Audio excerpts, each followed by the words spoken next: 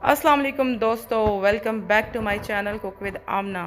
अगर आपने अभी तक मेरे चैनल को सब्सक्राइब नहीं किया, जो कि नहीं किया, तो काइंडली अभी जाएं और मेरे चैनल को सब्सक्राइब कर दें और साथ लगे हुए बेल आइकन को भी दबा दें ताकि आने वाली हर नई वीडियो का अपडेट आपको फ़ौरन से मिल जाए। मेरी आज की रेसिपी है बड़ी ज़बरदस्त, बड़ी मज़ेदार और बड़ी ही सिंपल कद्दू का रायता, यानी कि शिफा भी और ग़िज़ा भी। आप लोग भी बनाते होंगे, लेकिन मैं आज इसको बना रही हूँ थोड़े से डिफरेंट तरीके के साथ। तो स्टार्ट करते हैं हम अपनी रेसिपी को। सबसे पहले पैन में मैंने लिया है 2 टेबलस्पून ऑयल। आप सरसों का या ऑलिव ऑयल भी इस्तेमाल कर सकते हैं। अगर वो नहीं है तो जो नॉर्मल ऑयल घर में कुकिंग के लिए इस्तेमाल होता है वो इस्तेमाल कर लें।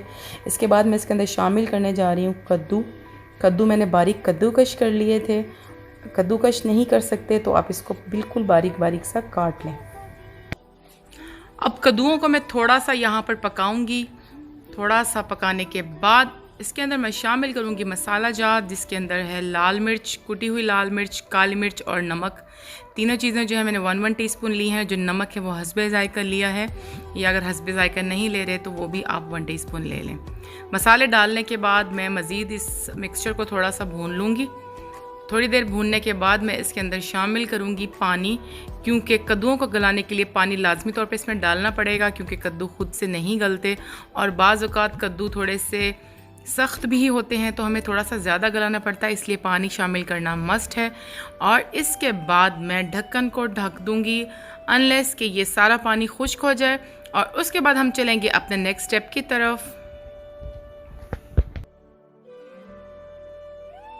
यहाँ पर कद्दू अच्छे से गल चुके हैं, लेकिन इसके अंदर पानी बाकी है, तो मैंने इस पानी को अच्छी तरह से खुश्क करना है, बिल्कुल ड्राई करना है।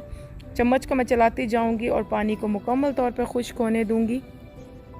मैंने सैलड तैयार कर ली है रायते के लिए, जिसमें है टमाटर मीडियम साइज़ का, प्याज मीडियम साइज़ की, थोड़ा सा हरा धनिया है, हरी मिर्च है और हाफ़ खीरा है।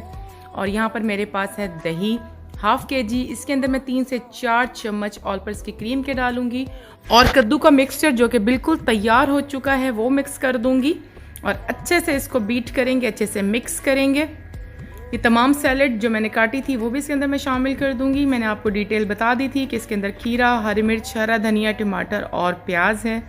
खीरा डालने से बड़ा ज़बरदस्त किस्म का इसका टेस्ट बन जाएगा, तो आप ये खीरा ज़रूर डालें, और अगर पसंद नहीं है तो बेशक ना भी डालें, लेकिन खीरे से अच्छा जायका आएगा।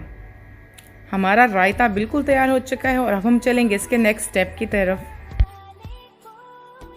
अब पैन में मैंने 1 टेबलस्पून ऑयल लेना है। बेहतर होगा अगर आपके पास ऑलिव ऑयल हो तो वो ज़्यादा बेहतर है, अगर नहीं है तो कोई भी नॉर्मल ऑयल ले लें और उसमें डालें 1 टीस्पून ज़ीरा को मैंने हल्का सा भूनना है कि इसकी खुशबू आए, और इस मिक्सचर को मैं शामिल कर दूँगी रायते के अंदर।